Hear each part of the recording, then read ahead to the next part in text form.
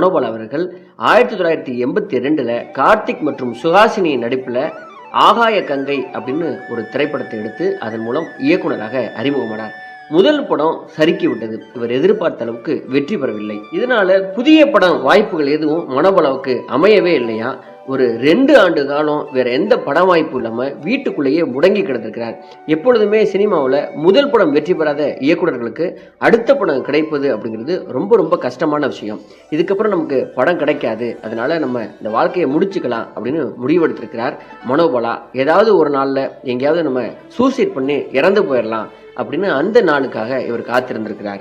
அப்புறம் இயக்குனர் மனோபாலா அவர்கள் நம்ம சாமி கிட்ட வேண்டிக்கலாம் அப்படின்னு சொல்லிட்டு இவர் திருச்சிக்கு போய் ஒரு கோயிலில் இயக்குனராக எனக்கு மறுபடியும் வாய்ப்பு கிடைக்குமா அப்படின்னு சொல்லி கடவுள்கிட்ட வேண்டிட்டு இருக்கிறாரு. ஆனாலும் கூட அடிக்கடி நம்ம செத்து போயிடலாம் அப்படிங்கிற எண்ணம் இவருக்கு மறுபடியும் வந்து கொண்டே இருந்ததாம். இவர் சாமி கும்பிட்டு திருச்சியிலேருந்து சென்னைக்கு